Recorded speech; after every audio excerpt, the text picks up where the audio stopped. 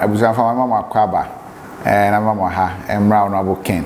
Ashanti Regional Campaign Office baby we patase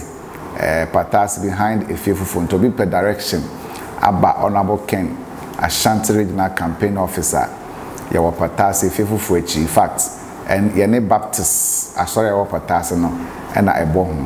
ho na se opese oba na be hu baby Honorable Ken Jumadie koso Ashanti mu ha ho na yewo na emfa ne se me briefu atiefo na ahwefo a Honorable Ken campaign no se na yin na yenim dada no hyase ache bra party no bie kwan se obia betumi abe prebi no Jumadie a Honorable Ken de ma Ashanti region team no de oda no eye yin na yewura Bernard Amofajantoa in fact on is Brekum CEO Brekum Chelsea CEO one na oda Ashanti region campaign no sabe ma me fa sa akonya we sa me nchia no Chamajanto amechia bia wo bia in fact on na pamfo Honorable yaw Brefo Ajman head of operations where Kusi Williams head of communications me am no ka say me the sellers asiedu am head of research and elections for the Ashanti region other team members edoso edoso ka ho ye wo mo da identifiable groups ano you no free ho ya check Ashanti region mo into about 9 zones I was zonal leaders and I said team members are obia wo baby a ohweso ya chichem se na be adman be emre and sana ukọ every constituency a yewo Ken campaign coordinator for each constituency in fact sabe am no ka say no constituency bia wo bia no yewo Ken campaign team we constituency campaign team every constituency so per se or reach out to them one uko constituency when I will be say Honorable Ken campaign team and as over campaign officer or patasi ebe more information be out here sometimes yana for privacy and security issues in time from numbers and to join some kind of numbers but to job but when you have campaign officer your campaign office workers ha oba to information be people do am in the Ashanti region campaign structure no that is exactly what is going on in the head of operations Mr. Abrefo and communications open communications will be bia ohun lawyer kusia obema any assistance at here na fe oba elections and research open information be fa campaign e course or grounds or reach out to me I will help you out now I remember rundown so far campaign no baby free baby drew the share campaign I say early part of June where they announced we have been for twem to some mobile first encounter nya no constituency executive engagement yedi kan to every constituency if you want to electoral area coordinators engagement and normally it's about Honorable Ken message our delegates message ben Honorable Ken our delegates Honorable Ken the number 1 policy for MPP grassroots and I said delegates for more from especially 554 no Monshe party for no build a party people that has been the anthem since 92 and once a son free home into delegates I know engagement as at that time no nyuma pa Honorable Ken person or my delegates baako and say or person oba no be MPP anim rotimi boama party nitimi gitumi 2028 so number 1 key power to get power for the MPP in 2020 that's the ultimate goal we BBS free wa and no the kind na fe wa hwe kwan first of build the party form for no build the party in the base na my party na me kan asan bem otimi aka party na bom so unity and among all the candidates or mobile the only person with me ama unity and asan kabuma ba party nim na party mo asan ya me kan na etimi asan ko gitumi and Honorable Ken and you two so power unity and then the third one welfare or build the MPP delegates if I will expand on it we shall Honorable Ken other regions are enche obedu Ashanti region no way by ending of this month no Ashanti region now obeshene to Ashanti region I said I dey all can say on delegate sign social contract whereby what create database forms or they mark delegates be across the country or failure information plus contact person more or less like the next of kin oyen hyehyɛ na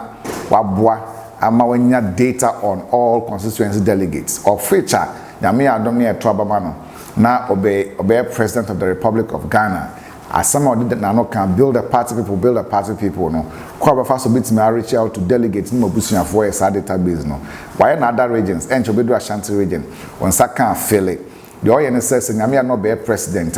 Jubilee House no be create delegates front desk or whatever office kind of na fe wa probi oginidi no the delegate ashensa se bibi ba na adododie bi ba dwuma bi ba na delegate would safata say utimi nya bia enya fe na ko online de bi oka nya fe na be 35,000 be 20,000 no office na said say obe go through all the database or Jubilee House as the president of the Republic no na constituency no mo deserve some ko soldier police hwan no yenji onji obi esika on cancel online na saka information na no na from mo qualified to get those works or appointments or the amount na ma party no assign de obeye sa to we na twem na ya maami Christina Japan ya maami Mampong Sante Mampong no free ya yediem Asante Mamha no free na otai rechi ono so si from ba Ashanti region ebe chin my MPP or Ashanti region munyina so all the 47 constituency by constituency one come move any obi ahia na nasam a ededwa wo kan kesene se adwuma ne wura abesom so abedi party na nim no this one am so akwa president no noboa udobi boa no a ono so adobi aboa kire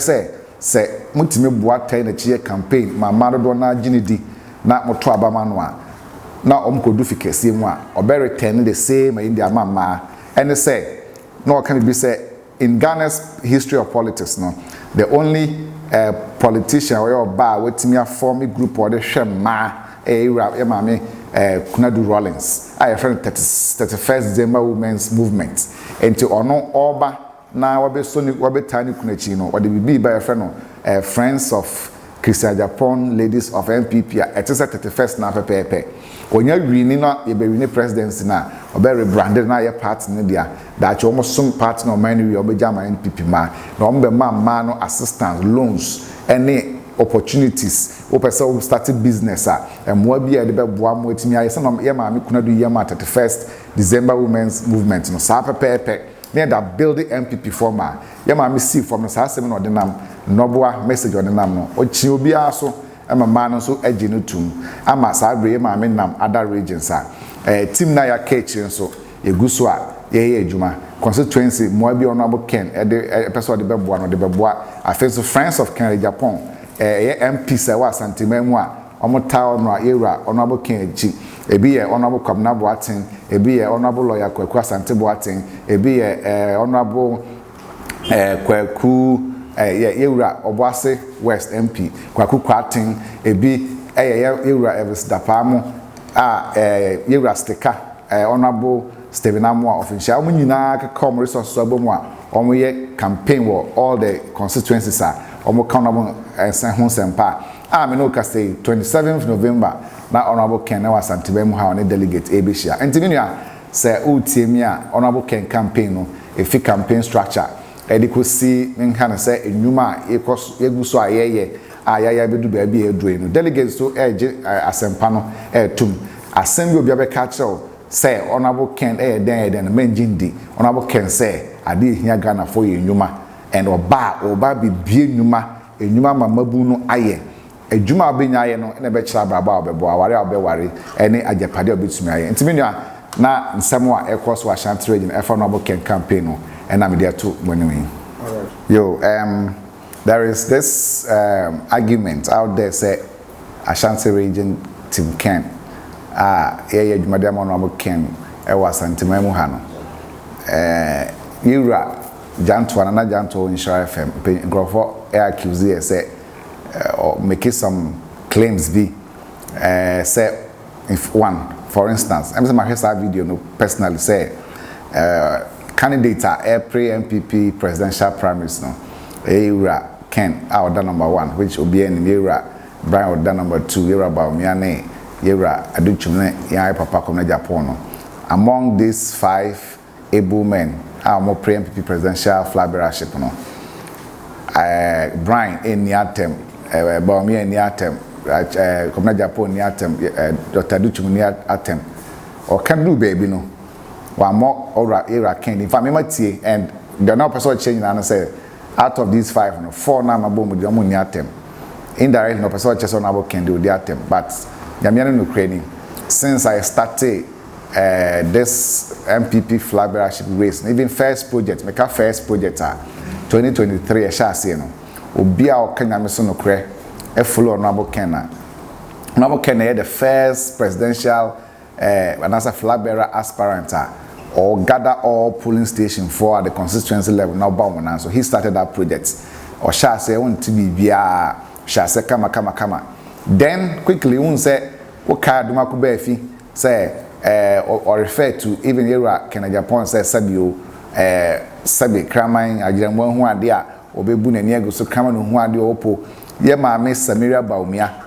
this say enka no kre the first campaign obakumase be share test confo no or to sabi era ke ho mpe kan sema hu ensem fata sabi kan sem eboslam woman there ka wo kasa o be ma nim kra ka wo usi utra so ferry so bet ma he be ma ni kusua na kasa but that time but to try ampia na yafa other candidates e bi be friend so Honorable Kenya presidential material ene no pay kra na say no anopa na yewura baako formal Asante Achim North MP your friend no Kojoba Ajiman the CEO for Ghana Digital whatever ene enra okacha Asante Achim for say Honorable Ken on video on your presidential material and a first project trim second project obi nche me video Honorable Ken gina baby di obi atem obi nche me 1 in fact presidential aspirants in a campaign constituency by constituency me pacho yenko twen Honorable Ken videos ni enhwe the message or the name grounds ni call or voter radio CCI niema o kan ho niema Honorable Ken can say Ghana ye won sase Ghana ye wo adomade bebre no no say to abama no a obeba abebie enuma e de amayu fanya bia ye this is Honorable Ken message into me am ti as head of research for Honorable Ken head of research and elections for Honorable Ken Ashanti region the reason why I wouldn't respond to Nana Jantoa claims are all canon and say NO1 twaba said why would I spend my time in a very morning na maba office e be adwuma na mako twen Nana Jantoa a message na me responded to it about the honor face or Jennifer said candidate in home nyame anu kreni me as a person no we were issue with the way I a journalist be on adwuma and I can say on authority say journalists a free ones who see ones most of them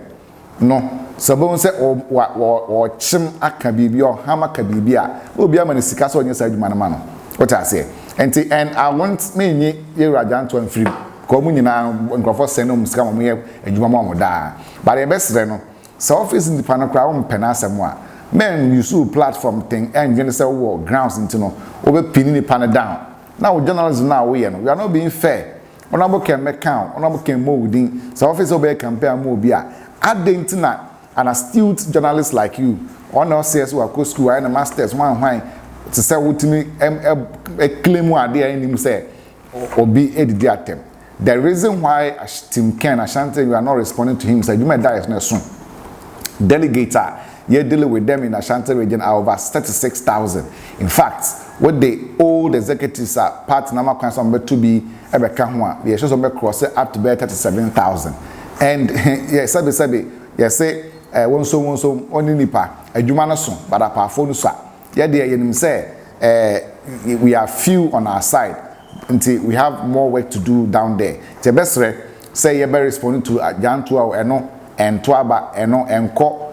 sabi offense north akoma dan ichi ho enko boase west mo enko manson kwanta achiri ho enko campaign the enemy say Honorable Ken will message solid message or say the Ghana for kafana ho say what the Ken e Japan ba Ken do hine Japan ba Ghana for so meto abama no sa asem no ko catch delegate for from ho or say ye petumi a untimi nsa Honorable Ken ho ne ho bon tumi or say Ghana for peduma aye Ghanaians need job and no or a job creation machine on wayebi oko a table maintain a starch factory oko tema steel plant the biggest in West Africa. In fact, the workers cancel of workers 7,000 man for say enya no kre sadia who say krami plastic bottle me boa we na dey a bottle nsuo drinks and then the kekeka ho Honorable Ken was such a company in this country sa company no I water man workers are wo mu adwuma direct 475 direct workers we almost in China mo ko tu weton e wo ho drivers e kokko load de koma customers e wo ho so indirectly no sa adwuma no one job direct work 475. How far is it from 1,000 jobs and I say employees and to say omo be fa be to be cotton mo ko fa de be go stores indirect jobs ne dey buruja na or still plant kese or maintain agro processing plant starch na ade we can workers we nyina the media in Empire or Ken City Ash FM and on one chrome back here your friend saying na two more ade reporters a womb newscasters a womb indirect works or creating what can you know I don't think having 7,000 employees is too big for Honorable Ken to have. Why that for the reason people should argue with that. In fact, you can say Okovolta region quite 60,000 acres of land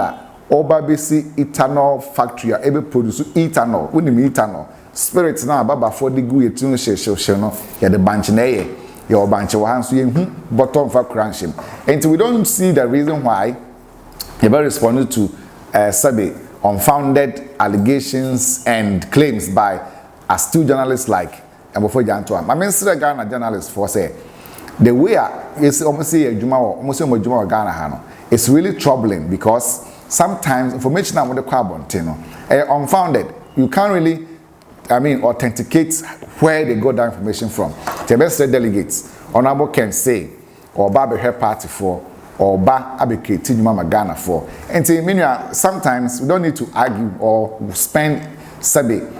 precious time and energy responding to such claims. That is why we don't a strategy. So we will not respond to any insult or any extraneous factors coming to our side. Until we are focused, we are campaigning. At the end of the day, 31st January, and I bet you, by a society body, Dubai Day, Ebeko. Tebestre, not saying yate, me my video in that, but me search in your man, main responded, and me campaign, regional campaign chairman, Amufa Jantoa, will not even allow you to respond to such claims because, and when Twaba, but what I say, near delegate a penny say, Papai, a bit me abua me you to me. Power is the ultimate thing. They are tossing me, Papa we Ghana for baby on beto abamano oko Upper East kusase for beto abamano Mampus for beto abamano enye candidate out ne kwa kusase for say entwa de entwa because nipa no onye dia ana wo de ne kwa sisirobi ana so wo de ne kwa mes wo de Honorable Ken kwa baby o de be kona sorry for say asofo pastors the churches they are saying that Honorable Ken am de ne ba ye beto abamano me no ka say Honorable Ken candidate out no do kusase for krum sisi o meka so mo ntwa abamano wo ba cha say wo candidate a obi ato warning say wo de nipa we ba men to ma na also be asobrachi a wo be but Honorable Ken or a sellable candidate winnable candidate kusas for beto amano Mampus for beto amano at Christo 42 e beto amano me so for say or no me pastor me call the Church of Pentecost me so for say or no call retirement next year or be giant adwuma nyina try a campaign about Honorable Ken be president and to what candidate we say why do you have to go and respond to Sabi obi videos are why they pay the views they are in a cash out or YouTube. We don't respond to that. We are focused. The focus is that we want to give delegates what will give them power. We want to give MPP what will give them power in the immediate future, 2028. Then Ghanaians will have a fulfilling political experience. Say, Honorable Ken Akachon so Bobi Bienyuma, and indeed, Obano Bienyuma. This is the message we are selling to Ghanaians. Until the obeti wa baby, so Honorable Ken the attempt, Honorable Ken say no, a political gimmick. Almost here they are by time. No, they are data delegates, but I mean charge and the social media ubia cranphona or flipua who the reality of the information on the ground. And no call for more delegates not here. Honorable Ken new biatem, sabi o new biatem. Say mo say na MP before and one for no. About almost 3 minutes video, 30 seconds. No, but they propaganda. honorable Ken focus. The see I'm no case water region or campaign. Into mesre region no, we are on grounds. We are in touch with all informations, hovering around. But your focus na say delegate bia or your reachable, you bit my reachable. Near the honorable Ken Sempa Amano. Near reassure me say to me a MPP actually no, you bit me a by 2028 with honorable Ken on our ticket. And no any focus into journalists bia bonasem go. The final authority of authentic information. Madam, as I say, because Team Ken Ashanti region, we are focused and we are working hard to win these elections for Honorable Ken. All right. Obisu how tia delegate workers. We must say, we know Ashanti region. One of Ashanti region. Grounds are not to say. Can it be very grounds? And now say, won't you be Ashanti region? Delegate. All right. Say we are cancer Ashanti region. Indeed, Ashanti region is the heart of MPP. Our stronghold into the candidate beyond and the now me as a researcher and I mean election experience kakra me wono wonam crew munam Ashanti region those days na ohwe Ashanti region na any MP ba kokora DC not one constituency executives kra no be per wasem a o fe no kra na otete ontimi kra nyi nanim and a whole lot now Sabreno cry all system, all machineries, government, presidency, Jubilee House, parliamentarians against Honorable Ken. We had 33%. That is less than probably 17% or so to have, or in fact, close to 70%, Kenya 50% or so. This time around, trust me, minimum MPs, no less than 15 or more Ashanti regional, they are all on board for Honorable Ken. Some of them have been bold to openly declare and come out to campaign for Honorable Ken. Meaning constituency secretaries are connected, Honorable Ken. Meaning former DCs are Honorable Ken. Meaning youth organizers are they've put their lives on the line to make sure Honorable Ken wins. And to share these changes and these additions are abano 33%. Be assured that their efforts. Honorable Ken previously. Any new ones or more they are back efforts bet me add more than 20% to our 33%. In fact, Ashanti region, we are expecting something no less than 65% for Honorable Ken. And with hard work, in yes, we are complacent. We are so a fight way to say we are still at our 33%. In fact, even so we are going all out to make sure say by 31st January, all things working together no the Benya is 65% or more in Ashanti region. And trust me, any votes above 50% in Ashanti region is a win for Honorable Ken. In Timinia, Ashanti region is going down and is going down well and coming up for Honorable Ken Japan. You better win Ashanti region definitely. All right, delegate me person Fred and answer me person the Ashanti region officer. Kennedy officer numbers we and appointments on person to me reach out.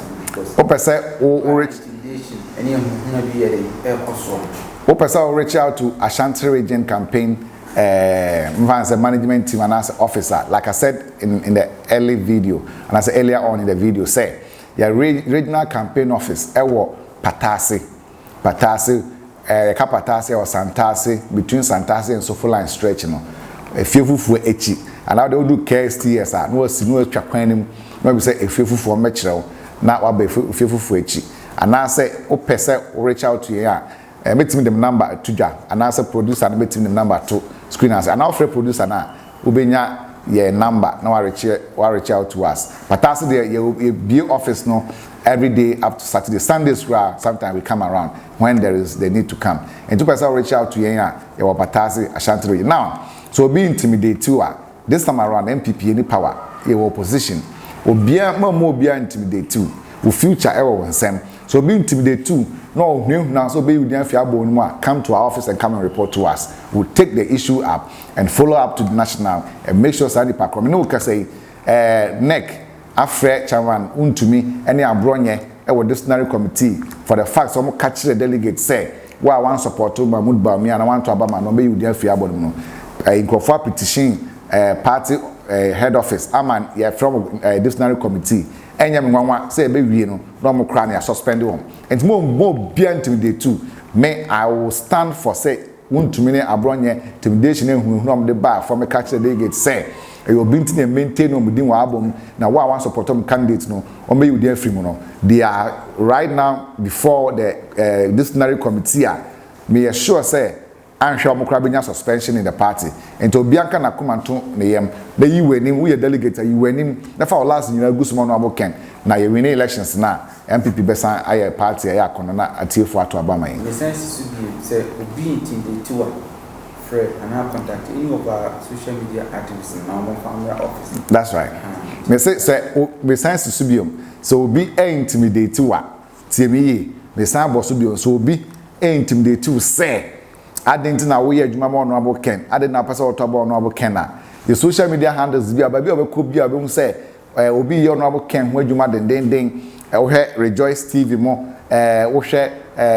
Share Minds mo wo hwe Omega TV mo oba Easy Life TV wo dey report to asem na man wo DM report mine or report mine will pick the issue up and ye mo ni pakunu fa no hundi nti me sisubium say reach out to us at our campaign office here in Kumasi at Patase, Accra, Shiashi, Golf House, Kohono Kwakachi Penyifo, Nipakra, Obena is obeying intimidate no. We will not tolerate that. And quite be a befaswa, ye be fishing Nipakona, na party na dia and Sanya Trabano. Ye be intimo more bien now, more bien intimidate too, because party in idea. And now no your opposition, or bien to me now here. I was able to me express or rights. Now with me to aba now feel free say what do pay and na to aba many pakra open no e nyina buma kwa to me and more bien intimidate too because we will not tolerate that.